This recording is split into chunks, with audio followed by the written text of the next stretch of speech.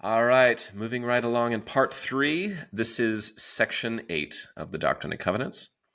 So, as an introduction to this, and again, I'm repeating this because I know some of you may be listening to these only in parts, but in the original Revelation Book 1, where we actually still have the entire account of section 8, the order is actually what we now call section 6, then section 10, and then section 8. So 10 is kind of lifted out and placed later on in every publication that we have. So the very earliest version that we have of this, the original copies are gone. So the very original version of this is Revelation Book 1. It is not found in Revelation Book 2. And it is chapter 7 in the original Book of Commandments. And section 34, so kind of way in the back of the 1835 or the first ever edition of the Doctrine and Covenants. So what are the circumstances leading up to this? Well, it is called a commandment in Revelation Book 1 in big letters. That's I believe that's John Whitmer's hand, big old lettering of that hand. It's called a commandment. And draft 2 gives us this. Whilst continuing the work of translation, during this, the month of April, Oliver Cowdery became exceedingly anxious to have the power to translate bestowed upon him. And in relation to this desire, the following revelations were obtained. And this is a very interesting idea. You don't just have a boss. You have people who are at liberty to ask God questions that might seem strange. In section 7, we were talking about what happened to John the Revelator, or John the Beloved, maybe I should say. And you get this like Urim and Thummim translation of a parchment talking about this guy living for, well, to this day. So it kind of, sky's the limit. And so, yeah, why not ask? And so Oliver gets the idea to be a translator as well in section 6. And in that section it says, quote, "And behold, I grant unto you a gift, if you desire of me, to translate even as my servant Joseph." So Oliver's not just making this up. It also says, "Verily, verily, I say unto you, that there are records which contain much of my gospel, which have been kept back because of the wickedness of the people. And now I command you, that if you have good desires, a desire to lay up treasures for yourself in heaven, then shall you assist in bringing to light with your gift those parts of my scriptures which have been hidden because of iniquity." So I'm going to say this probably more than once, but we've kind of already had that. We've had section 7, which is from a parchment, so to speak. He was a part of that. Later on, years later, is going to be the translation from papyra, or papyruses, if you will, from the book of what becomes the book of Abraham. So, anyway, that's kind of where you could interpret this going. The Book of Mormon explanations also, I think, and also the editors of the Joseph Smith paper think, sort of added to his desire to try to be a translator, not just a scribe. So the Book of Mormon explains translation through interpreters. Again, this term Urim and Thummim is never actually used in the Book of Mormon, but they call them interpreters or stones. And he probably would have, he's scribing for Joseph Smith, and they're talking about how, and well, I'll read it here in a second, how you can actually interpret these things.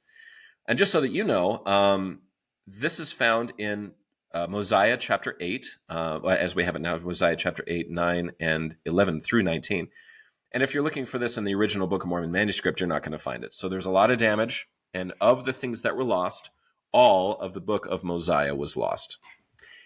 In fact, the first 9 chapters of Alma are also lost. So there's a huge chunk of the Book of Mormon front end that is gone. And it picks up again in Alma chapter 10. So just kind of as a footnote, that's how much we've lost from the Book of Mormon. We have First Nephi. We have a couple of things in there. But yeah, the entire Book of Mosiah, just to keep it simple for today's discussion, is completely gone. But what we do get from the printer's manuscript of the Book of Mormon is this. "I said unto thee, canst thou translate? And I say unto thee again, knowest thou of any one that can translate? For I am desirous that these records should be translated into our language." So this is King Limhi talking to a Nephite sort of explorer that comes and finds their town. And they apparently have found some plates found elsewhere from what we now know as the Jaredite civilization, which predates the Nephite civilization. So just again, it says, translate into our language, or perhaps that they will give us a knowledge of a remnant of the people which have been destroyed, from whence these records came. Or perhaps they will give us a knowledge of this very people which hath been destroyed. And I am desirous to know the cause of their destruction. Now Ammon, who is the Nephite explorer, saith unto him, I can assuredly tell thee, O king, of a man that can translate the records. For he hath wherewith he can look and translate all records that are of ancient date.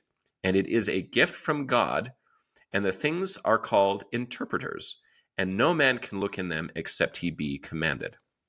So again, that's maybe another reason why Oliver said, well, I know I can't look unless I'm commanded, so, can I look? Can I be commanded for a little bit?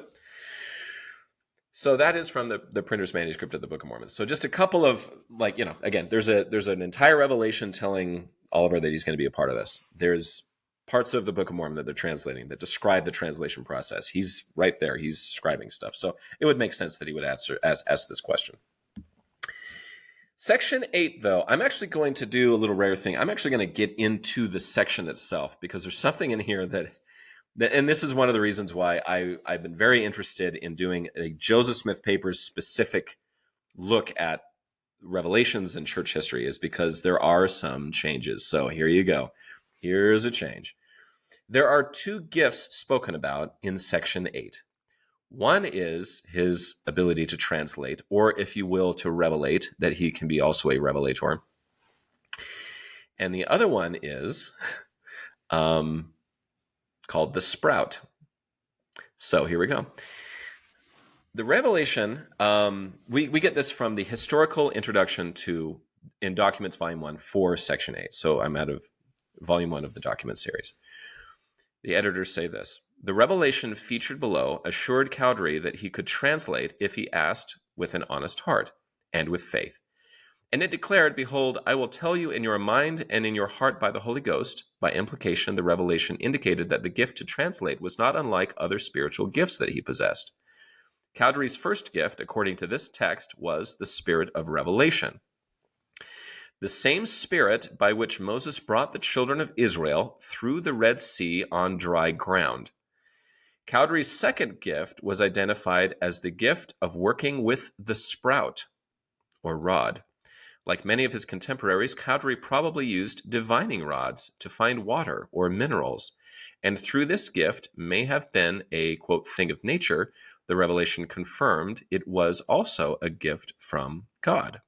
So as a footnote to that, to this introduction, you get this affirmation of Cowdery's use of a rod as a divine gift illustrates the compatibility some early Americans perceived between biblical religion and popular supernaturalism. From the outset, according to historian Robert Fuller, Americans have had a persistent interest in religious ideas that fall well outside the parameters of Bible-centered theology in order to meet their spiritual needs. They switched back and forth between magical and Christian beliefs without any sense of guilt or intellectual inconsistency. Now, I think that should be my t-shirt. I have no guilt or intellectual inconsistency. That describes an amateur historian pretty well. So thank you, Robert Fuller.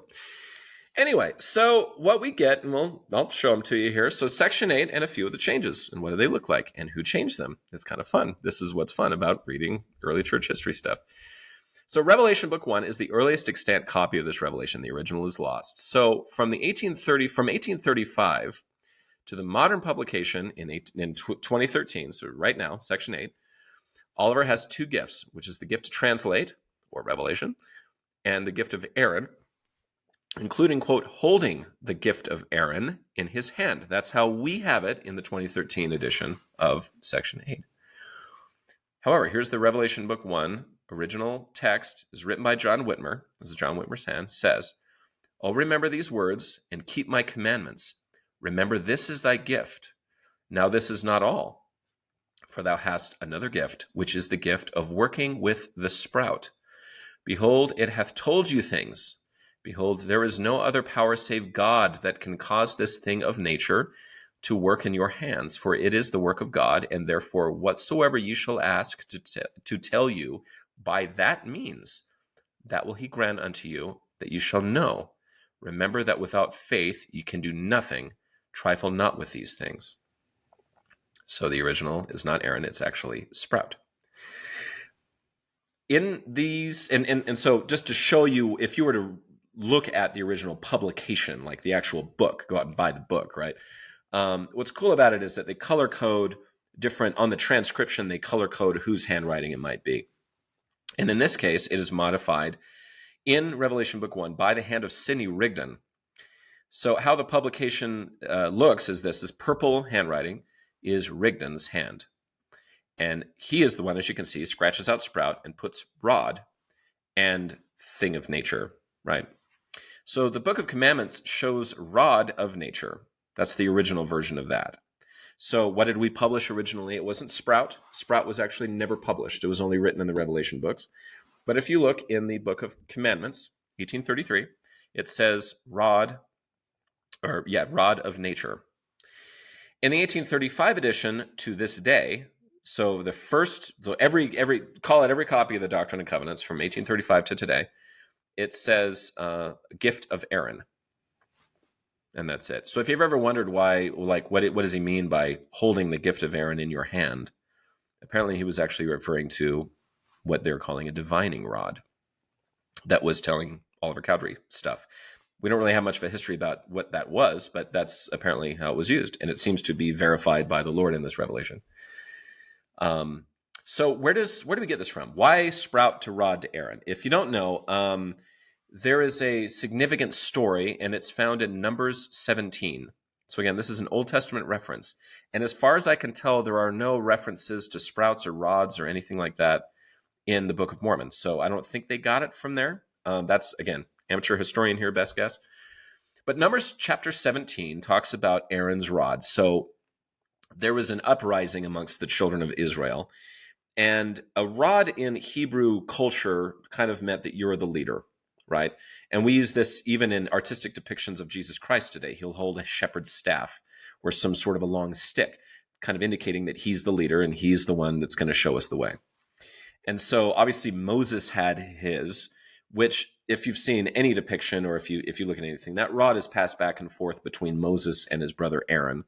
And, you know, look at like the Ten Commandments film, for example. A lot of times he'll pass the rod to Aaron in order to perform some divine miracle, like, you know, the snakes eating each other or turning the Nile into blood, things like that. So in this particular case, why it's attached to him, one of the biggest stories, is basically the tribes of Israel was like, well, why are we still listening to you?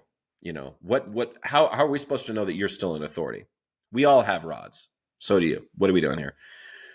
And so there was a bit of a rebellion.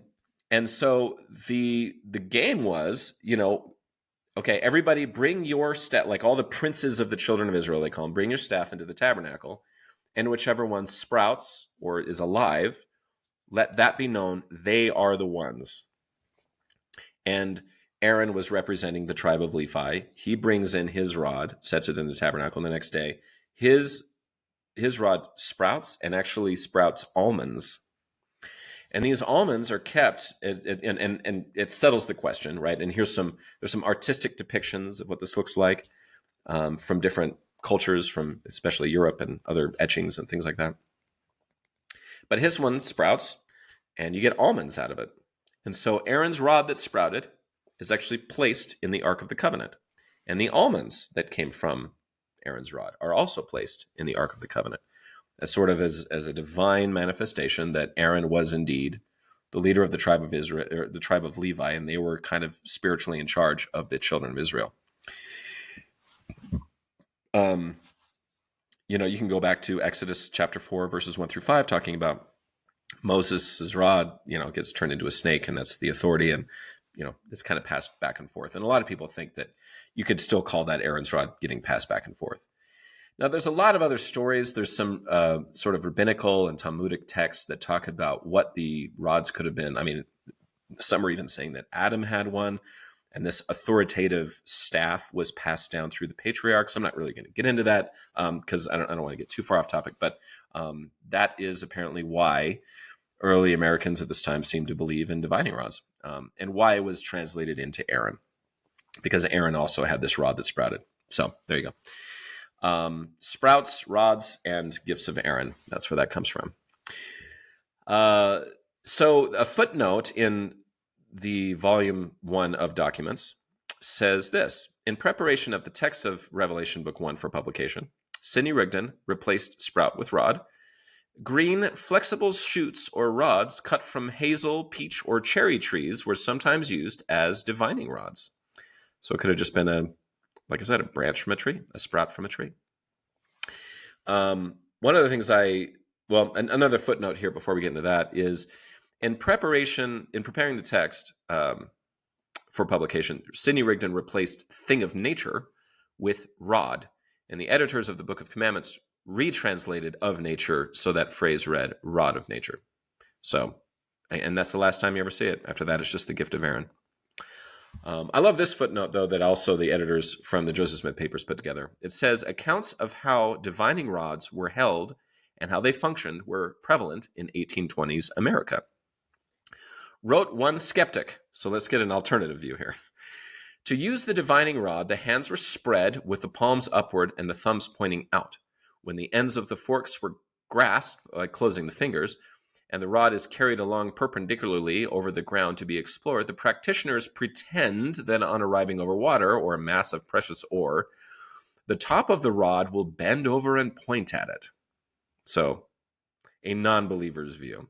Apparently, people were just like, "Oh, there it is, and it's pointing, there's gold there, or whatever." I don't know, Anyway, so there you go. Not a whole lot else about Section 8 here, but I thought it was very interesting that this is something that, again, we still publish to this day. And again, I don't know if Oliver was looking for water or precious minerals or anything like that. We really don't know where this comes from, but apparently it is sanctioned by the Lord in this particular section and in those verses, and that's the end of it. We never hear anything else about this thing. So I just thought that was interesting. So some very, some kind of supernatural things happening in these early sections of the Doctrine and Covenants. So our next part will be Section 9, which also has very little about it, but a very important scripture to modern Latter-day Saints. So stay tuned.